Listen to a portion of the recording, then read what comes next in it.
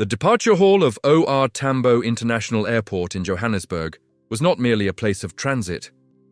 On this particular humid Tuesday morning, it felt like a living, breathing organism of high-octane anxiety and kinetic energy. The air conditioning systems were fighting a losing battle against the African summer heat that radiated off the tarmac outside, seeping through the heavy glass walls and settling over the crowds like a warm, heavy blanket.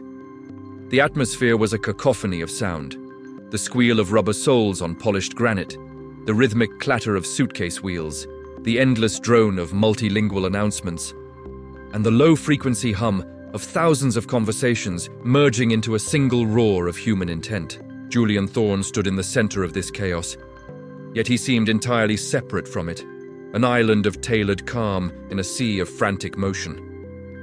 At 33, Julian was a man whose life had been engineered for frictionlessness.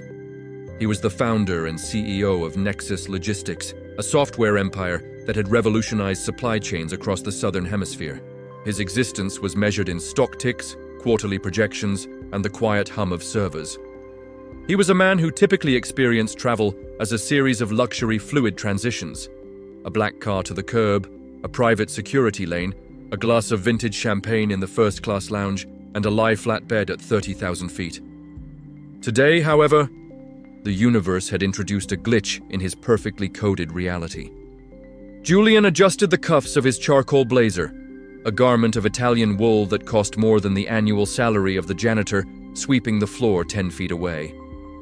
He looked down at the breathless, terrified ground staff agent, typing furiously at the terminal behind the first-class check-in counter.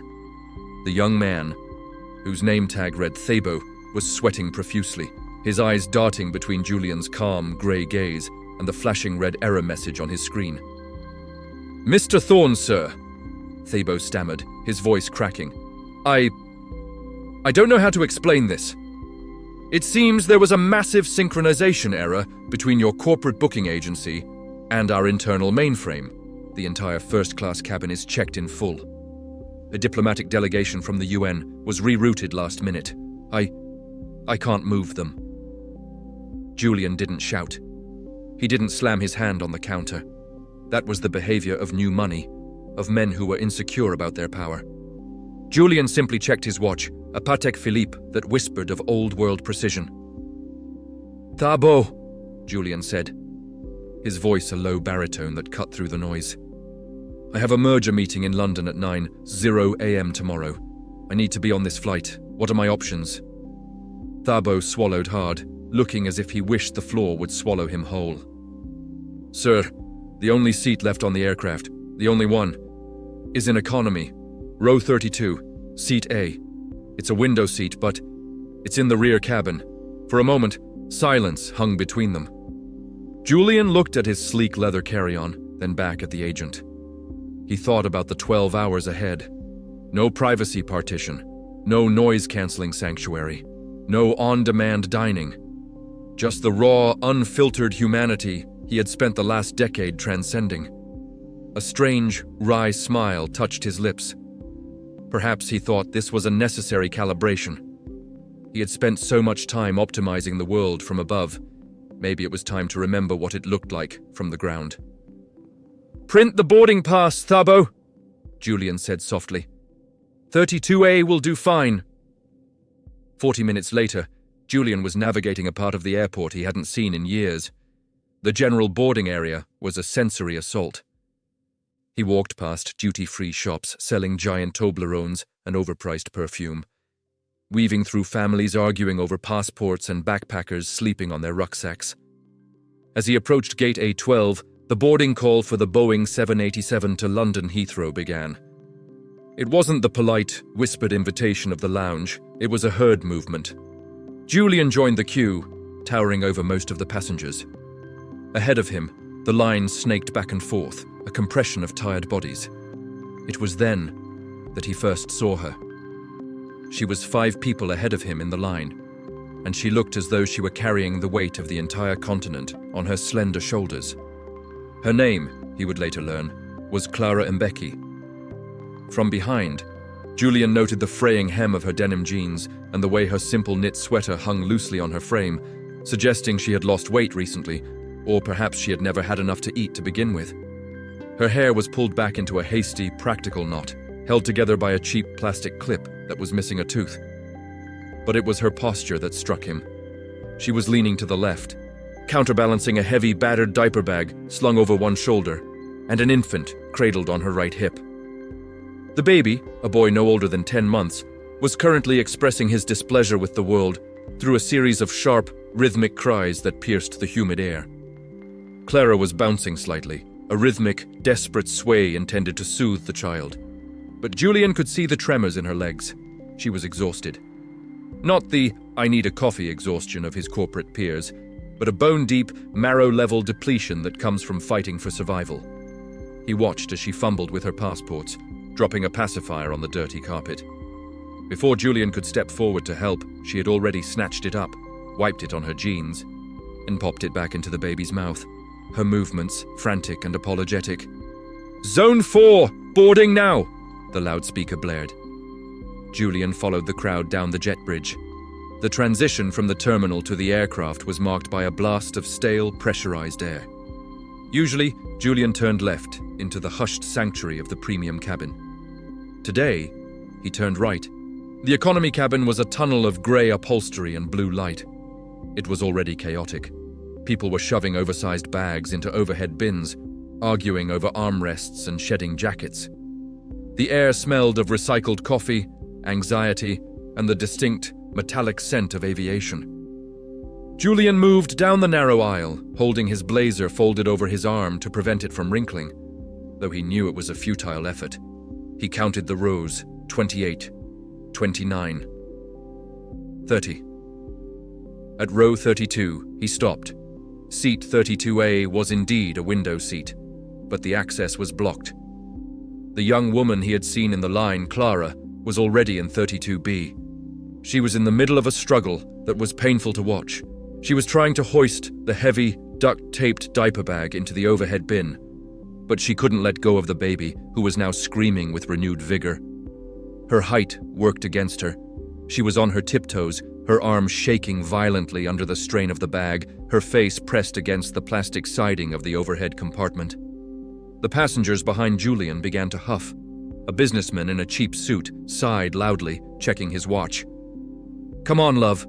Let's move it," someone muttered from row 33. Clara froze, tears of embarrassment welling in her large, dark eyes. She looked trapped, a deer caught in the headlights of public judgment. She lowered the bag, defeat washing over her features, ready to apologize, ready to shrink away. "Excuse me," Julian said. He didn't speak to the complainers. He spoke to her. His voice was not loud, but it possessed a natural authority that acted like a damper on the surrounding noise. He stepped into the row, occupying the space with a calm physical presence. Clara looked up, startled. She saw a man who looked like he had stepped out of a magazine, smelling of expensive sandalwood and rain, standing amidst the grime of economy class. "I believe I'm right here next to you," Julian continued, offering a small, disarming smile that crinkled the corners of his eyes. He saw the panic in her gaze, the fear of a man in a suit, the fear of authority, the fear of being a nuisance.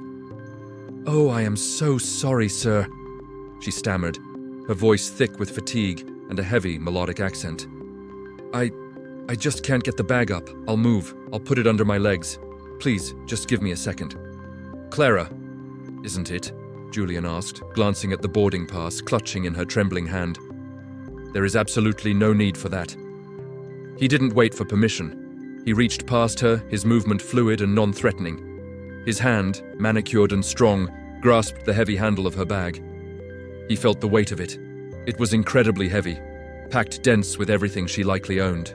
With a grunt of effort, he disguised perfectly, he swung the bag up and slotted it securely into the bin.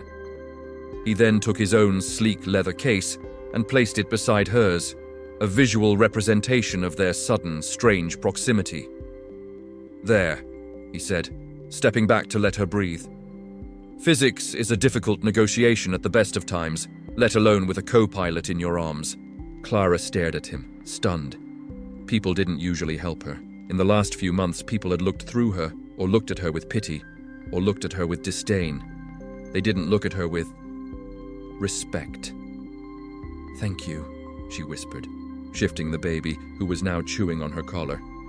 "I'm sorry about the noise. He's tired." "We are all tired, Clara," Julian said, finally slipping into seat 32A. He sat down, his knees brushing the seat in front of him, a stark reminder of the lack of legroom.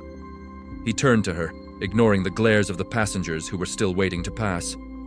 "And as for him," Julian pointed a long finger at the baby, "he's not making noise. He's just filing a formal complaint about the lack of legroom." I find myself agreeing with him. The baby, surprised by the new face, stopped crying for a microsecond to stare at Julian. Julian winked. Clara let out a breath, a ragged sound that was half laugh, half sob. The plane doors thumped shut in the distance, sealing them in. The fasten seatbelt signs pinged on with a clinical chime. Julian looked out the window at the heat haze shimmering off the Johannesburg runway, then back at the woman beside him. He adjusted his posture, squaring his shoulders against the cramped seat, preparing for the long haul. He had expected this flight to be a trial of endurance. He had not expected that the most interesting merger of his career would not be waiting in a London boardroom, but sitting right next to him in seat 32B. The engines roared to life, a deep vibration rattling the floorboards. The journey had begun. The Boeing 787 banked steeply to the right, leveling off as it hit its cruising altitude of 36,000 feet. The fasten seatbelt signs pinged off with a soft melodic chime that rippled through the cabin, signaling the collective release of 300 held breaths.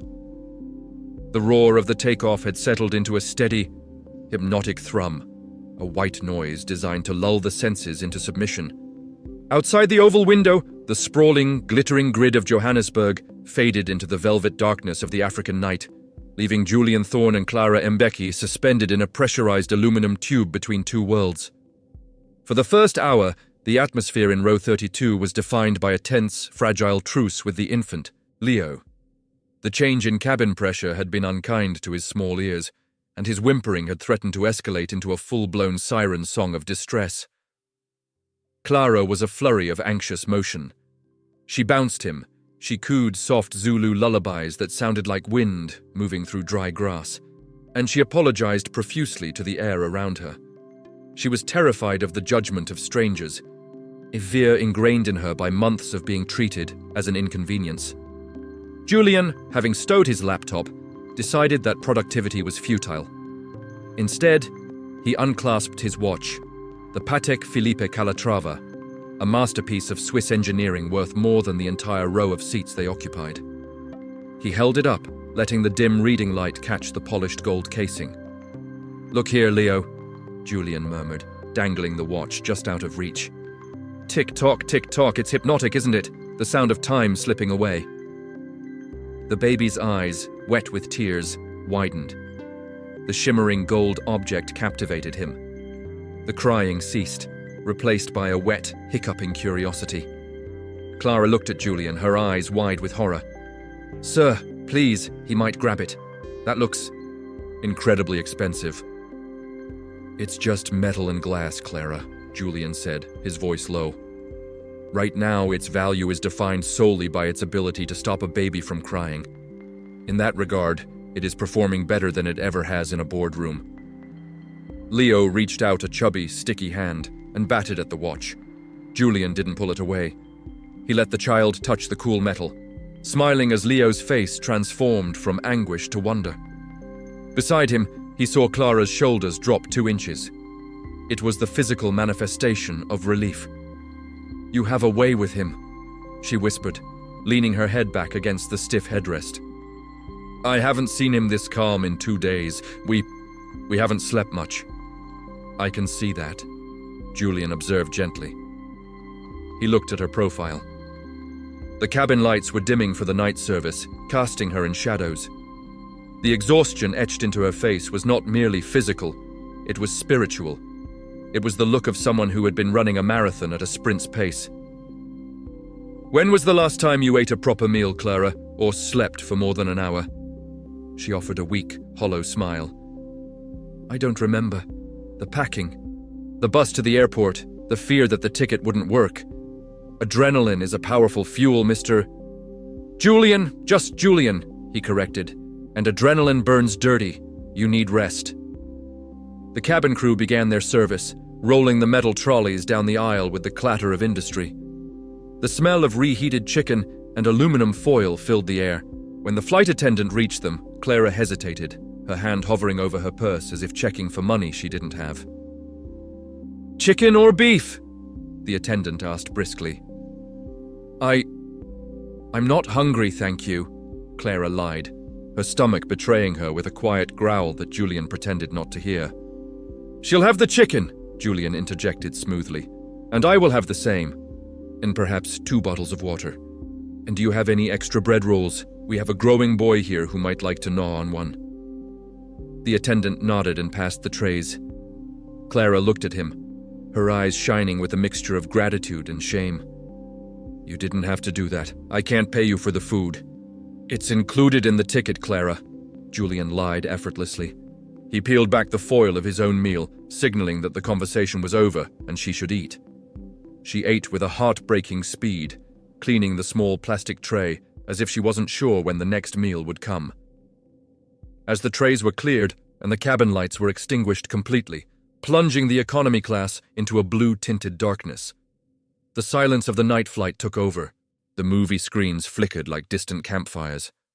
Leo, full of bread and exhausted by the excitement of the watch, had finally collapsed into a heavy, milk-drunk slumber across Clara's chest. Clara fought the sleep. She truly fought it. Julian watched her out of the corner of his eye as he pretended to read a magazine. She would blink hard, shake her head, and pinch her own arm. She was terrified of losing control, of letting her guard down in a space filled with strangers.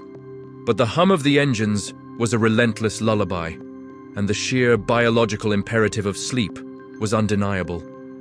Her head began to nod, first forward, snapping back up, then to the left, toward the aisle, where a cart bumped her elbow, waking her. Finally, her body surrendered. Her muscles went slack, the tension dissolving like sugar in hot water. Her head tilted slowly to the right. Julian saw it happening. He froze. He held his breath. Thump. It was a gentle impact, but it felt seismic to Julian. Clara's head came to rest squarely on his left shoulder, her temple pressed against the fine wool of his blazer. A stray lock of her hair fell across his lapel. Julian's first instinct, honed by years of solitary executive travel and personal boundaries guarded by secretaries and security teams, was to shift, to cough, to gently nudge her awake and reclaim his personal space. He was a man who didn't like to be touched. He was a man who valued autonomy above all else. But then he looked down.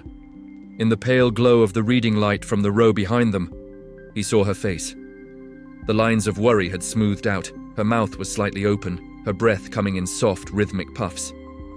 She looked younger now, stripped of her burdens by the mercy of sleep. And there was Leo, sprawled across her, his tiny fist gripping her sweater.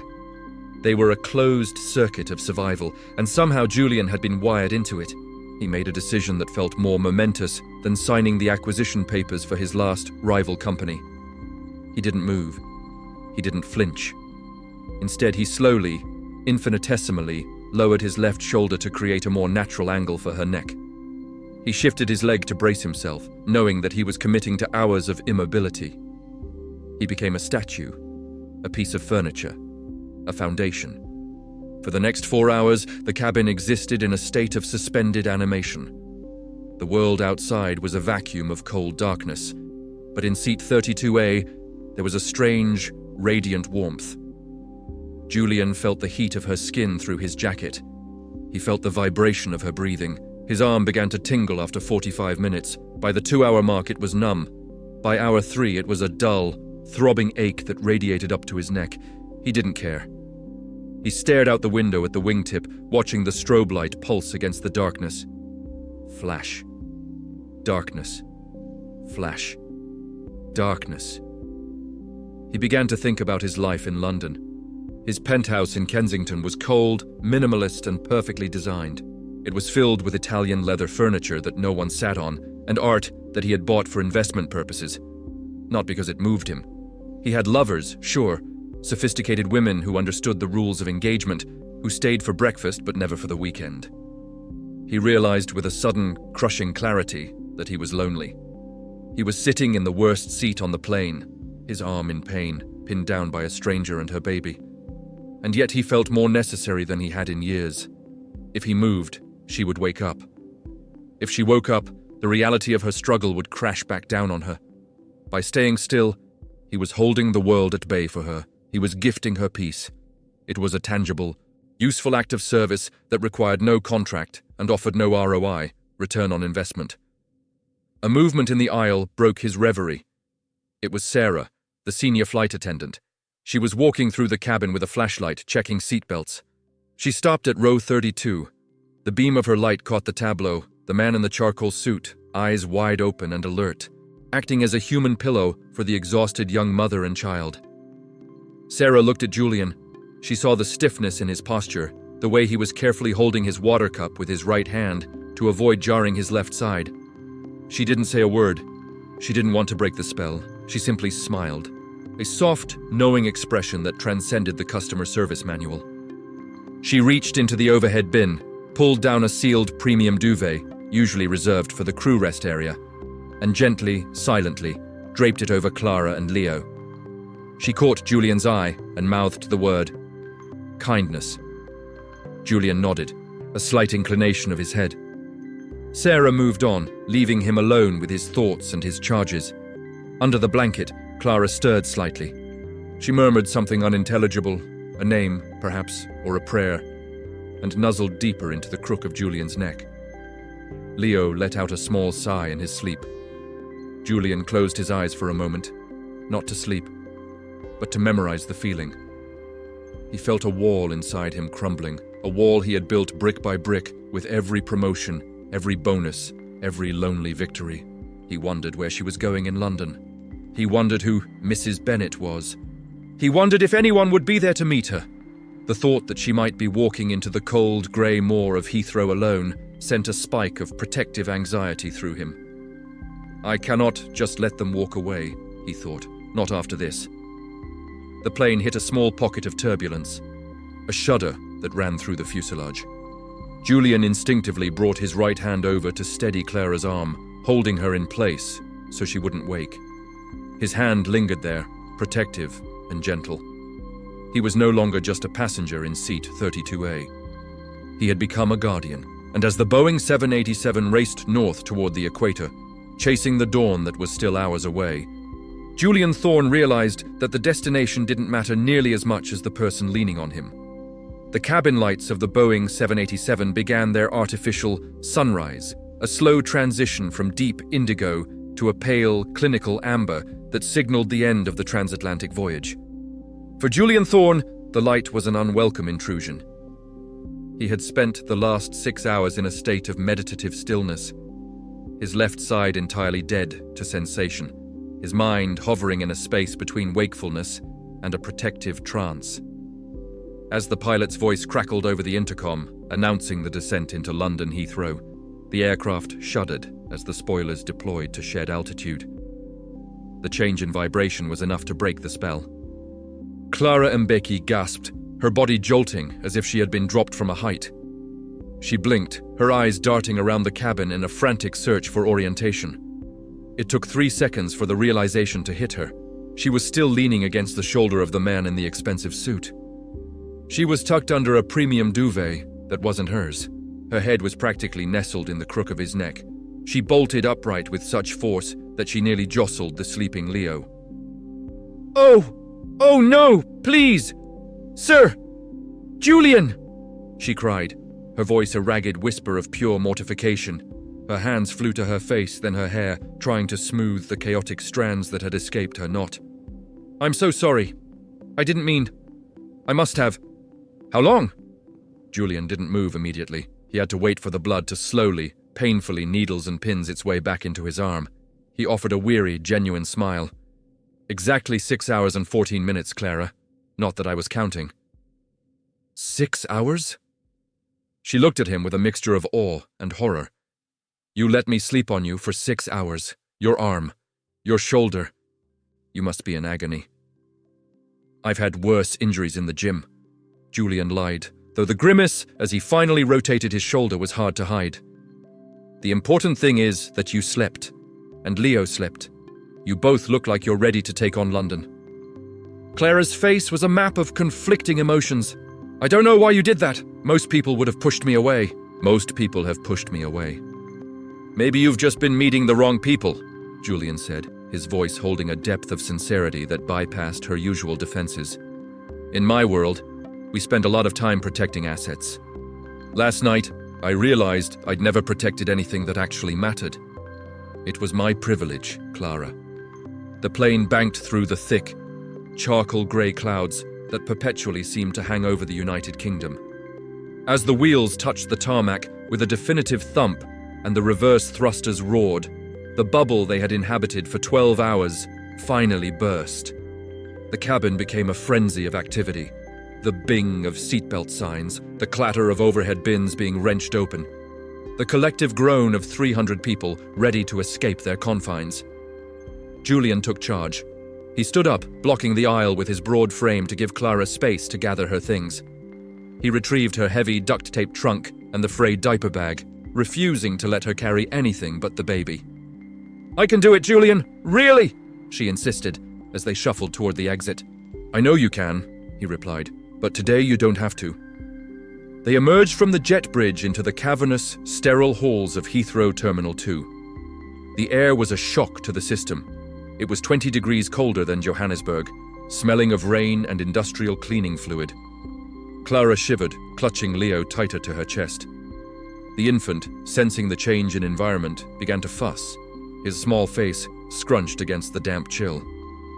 As they stood in the massive, slow-moving queue for immigration, Julian watched Clara. She was clutching a crumpled, yellowed piece of paper as if it were a holy relic. "Is that the address for Mrs. Bennett?" Julian asked. "Yes," Clara said, her voice small. "The Paddington Hotel. She said it's a small place, very traditional. She's the manager. She told me to take the coach from the central station and tell the driver the address. She said the kitchen assistant job starts tomorrow at 6:00 a.m. Julian's brow furrowed. He knew Paddington. It was a district of contrasts, grand townhouses on one street and crumbling, predatory bed and breakfasts on the next. Something about the phrase, the Paddington Hotel, sounded too generic, too much like a placeholder. "Clara, let me take you there," Julian said as they finally cleared passport control.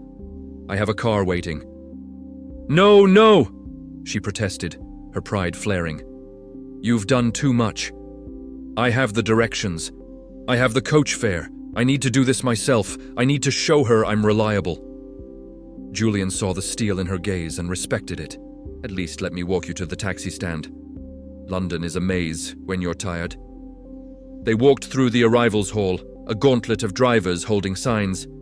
Julian spotted his own driver, a man named Marcus, holding a sign that read Thorn, but he ignored him, staying by Clara's side. They reached the curb where the iconic black cabs were lined up like a row of beetles in the rain. "Paddington," and Julian told the driver, handing him a £50 note before Clara could even reach for her purse. "Julian, stop!" she cried. "I can't take your money!" "It's not for you," Julian said, leaning in so only she could hear. "It's for Leo. I don't want him on a crowded coach in this weather. Consider it a loan from his uncle for a few hours." He watched the taxi pull away, Clara's face pressed against the glass, looking back at him with a look of profound uncertainty.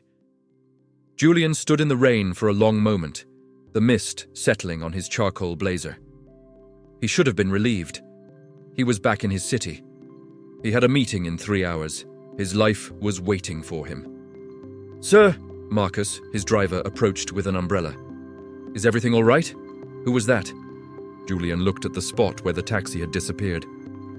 "I'm not sure, Marcus. I think it might be the most important person I've ever met. Follow that taxi. Keep a 3-car distance. I have a bad feeling about Paddington."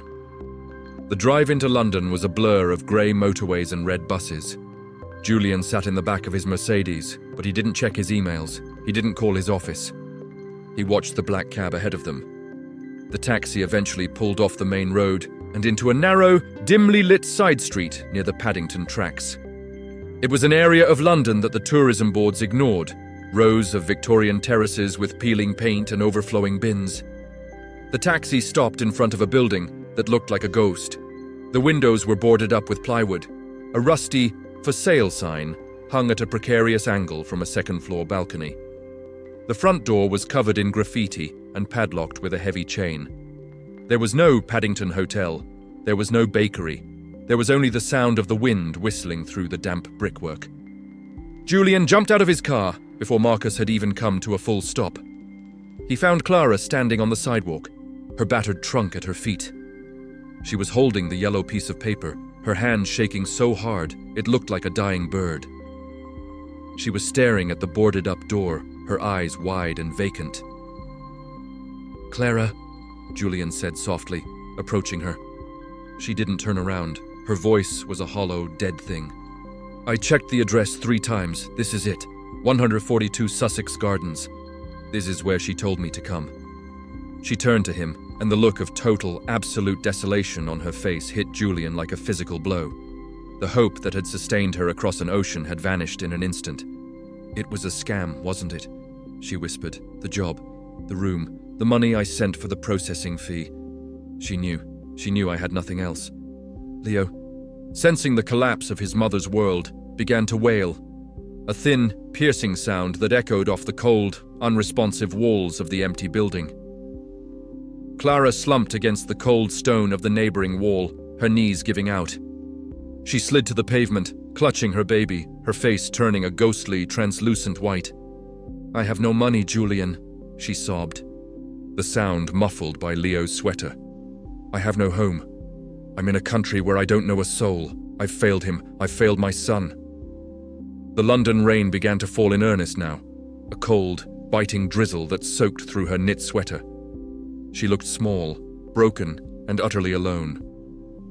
Julian Thorne, the man of logic and cold efficiency, felt a surge of fury that burned hotter than any market crash. But he didn't vent it. He knelt in the wet grime of the Paddington sidewalk, ignoring the ruin of his expensive trousers. He put his arms around both of them, drawing the shivering mother and the crying child into a firm, unbreakable embrace. "You haven't failed anyone, Clara," he said, his voice vibrating with a new, fierce strength. "The world failed you today, but the world is about to meet me. You are not going to spend another minute on this sidewalk." He looked up at Marcus, who was standing by with the car door open. "Forget the office, Marcus. We're going to Marylebone. Call Martha. Tell her I'm bringing home my family." The car glided through the elegant streets of Marylebone, a district where London's chaos seemed filtered through Victorian brick facades and private resident gardens. In the back seat, the silence was heavy, broken only by Clara's residual sobs and the soft snoring of Leo, who had finally succumbed to exhaustion. Julian Thorne stared out the window, but he didn't see the boutique cafes or the art galleries. He saw Clara's reflection in the glass, a woman who, even when undone by the betrayal of a cruel fate, still held her son with a strength that no storm could break. "We're here," Julian announced as the Mercedes pulled up to a townhouse with a midnight blue door and polished brass knockers. "This is Martha's guest house. She was my nanny when I was a child, and today she is the only person in this city I trust implicitly." Before Clara could protest about the luxury of the location or her inability to pay, the door opened. Martha, a woman with a round face and eyes that seemed to have seen every sorrow in the world and decided to heal them with tea and jam, stepped out with an umbrella. She asked no questions. Julian had called ahead, and Martha knew the tone of urgency in his voice. "Come in, my dear," Martha said, slipping her arm around Clara's shoulders with a naturalness that disarmed all resistance. "The tea is in the pot, and the little one's crib already has fresh flannel sheets." Julian carried the battered trunk and the diaper bag upstairs. The room where they settled Clara was a sanctuary of lavender and cream tones. There were fresh flowers on the nightstand and a window overlooking a quiet internal courtyard. To Clara, who had spent months in damp, overcrowded rooms in Pretoria, this place felt like a palace of fiction. "Julian, I can't," she began, sitting on the edge of the bed, feeling the weight of the high-quality mattress beneath her. Clara, look at me, Julian said, kneeling in front of her so they were at the same level. I've spent the last decade investing in companies that make code and machines. Today, I'm investing in something real. You owe me nothing. What you're doing here, surviving, fighting for your son, is more valuable than any deal I've ever signed. Let me be your support for a while. Let London be what it promised, a beginning, not an end. In the days that followed, Julian became an invisible architect. He didn't simply give her a stack of cash. He knew Clara needed dignity, not arms. While she recovered her strength under Martha's care, Julian used his most powerful weapon, his network. On a grey Thursday, Julian met with Pierre, a renowned chef and owner of one of the most exclusive bakeries in Chelsea. Pierre was a man difficult to impress, but Julian knew his weak spot, a passion for raw talent and resilience. She doesn't have a degree from a French culinary school, Pierre, Julian said as they drank coffee in the back of the steaming kitchen. But she has hands that know what hunger is. She knows that bread isn't just food, it's hope. Give her a chance. If she fails, I'll cover her salary for a year. If she wins, you'll have the best baker London has ever seen. The interview was on Friday. Clara was dressed in a simple but elegant outfit Julian had asked a personal assistant to buy, claiming it was a government welcome package. She was nervous, but the moment Pierre asked her to knead a dough, the fear vanished. The movement was ancestral, a memory engraved in her muscles. She worked the dough with a technique that spoke of generations of women who fed their families with very little. Pierre watched in silence.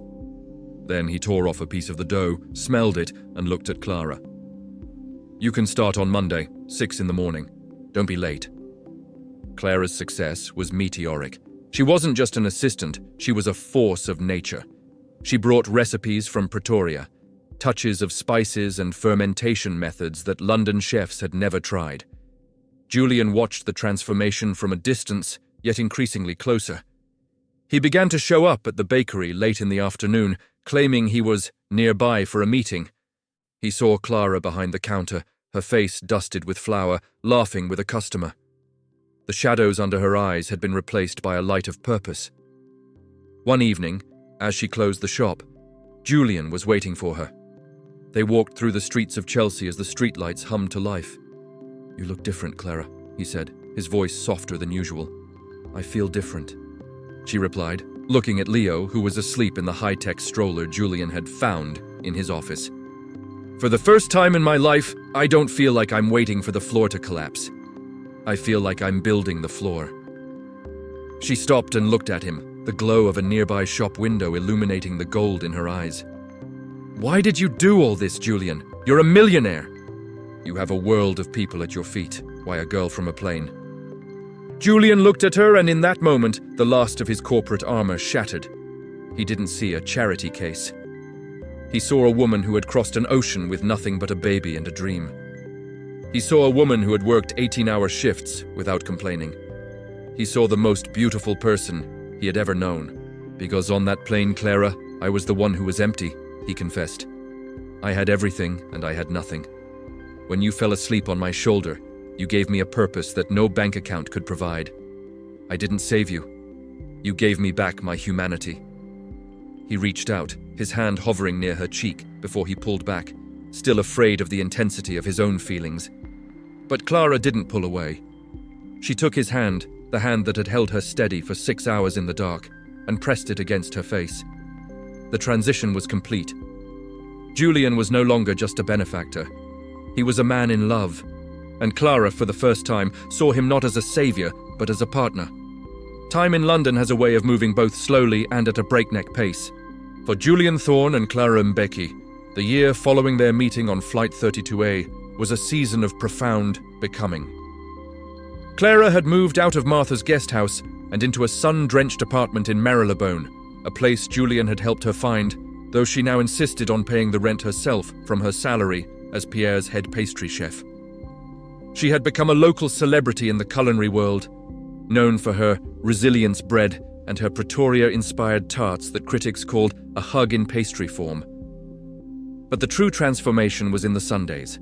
Every Sunday, regardless of Julian's global board meetings or Clara's early morning bakes, was reserved for the three of them. They became a familiar sight in St. James's Park. The tall man in the navy overcoat, the radiant woman with the infectious laugh, and the little boy Leo, who was growing into a sturdy, curious toddler. One crisp autumn afternoon, the park was a masterpiece of amber, gold, and deep crimson. The air was sharp with the scent of damp leaves and wood smoke. Leo was chasing a particularly bold squirrel across the grass, his laughter a bright, silver sound against the hum of the city. Julian watched him, a look of fierce, paternal pride on his face. Suddenly, Leo tripped over a rogue tree root. He didn't cry. Instead, he scrambled up, looked at Julian, and ran toward him with his arms outstretched. As Julian scooped him up, Leo patted Julian's cheeks with his small, cold hands and chirped a single, clear word. "Dada?" The world seemed to stop spinning. The joggers, the distant traffic of the mall, and the rustle of the trees faded into a silent blur. Julian felt a lump form in his throat, a physical manifestation of a love so deep it terrified him. He looked at Clara, who was standing a few feet away, her eyes shimmering with unshed tears. "He's known it for a long time, Julian," she whispered, stepping closer until their shoulders touched, the same way they had in the dark of the airplane cabin a year ago. "He knows who stayed! He knows who didn't shift when things got heavy!" Julian set Leo down, but he didn't let go of Clara's hand. He felt the weight of the moment, the gravity of everything they had survived. "I used to think my life was a series of successful exits," Julian said, his voice thick with emotion. "I exited my hometown, I exited my first startup, I exited every relationship when it got too real. But with you, with Leo, I finally want to stay." Right there, on a path carpeted with fallen maple leaves, Julian Thorne dropped to one knee. He didn't care about the damp grass or the tourists who began to slow down to watch. He reached into his pocket and pulled out a small velvet box. Inside was a ring featuring a rare, deep blue sapphire surrounded by a halo of diamonds that caught the pale London sun. "Clara Mbeki," he said, his gaze unwavering. "I don't want to just be a shoulder for a night. I want to be the foundation for your life. I want to be the man who wakes up next to you, the father who watches Leo grow, and the partner who faces every storm with you. I love you more than I knew I was capable of loving. Will you marry me?" Clara didn't hesitate. She didn't need to. "Yes," she breathed, pulling him up and meeting him in a kiss that tasted of autumn air and a future finally realized.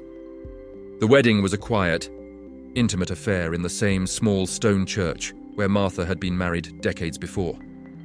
Pierre provided a 10-tier cake that was a work of art, and Sarah, the flight attendant from that fateful night, flew in as a special guest. Leo, dressed in a tiny charcoal suit that mirrored Julian's, carried the rings down the aisle with a seriousness that brought the entire room to tears. It wasn't just a marriage, it was a sanctuary. 3 years later, the Thorne family returned to the place where their story began, Johannesburg International Airport. This time, there were no clerical errors. There was no duct-taped trunk. Julian moved through the terminal with his arm around Clara, who carried their youngest, 18-month-old Maya, who had Julian's grey eyes and Clara's mahogany skin. Leo, now a bright-eyed 5-year-old, led the way, chattering about seeing his grandmother in Pretoria. As they boarded the Boeing 787, Julian's assistant had, of course, booked them the entire front row of first class. But as they walked past the economy cabin toward the front, Julian stopped at row 32. The seats were the same, cramped, slightly worn and unassuming. A young student was currently sitting in 32A, looking stressed as she stared at a textbook. Julian looked at the seat, then at Clara. 32A, he whispered, the most uncomfortable, cramped, life-changing spot on earth. Clara leaned her head onto his shoulder, a habit that had become the rhythm of their lives. "It wasn't about the seat, Julian," she replied, her eyes bright with happiness. "It was about the man who sat in it. Thank you for not moving." Julian kissed her forehead as the flight attendant invited them to take their seats in first class. As the plane took off, soaring over the golden plains of the Highveld, Julian looked out the window. He was no longer a man measuring his life in stock market ticks or glass boardrooms. He was a man who knew that the greatest wealth isn't what you collect, but who you support when they have nothing left to give. The flight to London was 12 hours long, and for the entire journey, whether in a luxury suite or a cramped row, Julian Thorne never felt more at home than when Clara was leaning on his shoulder.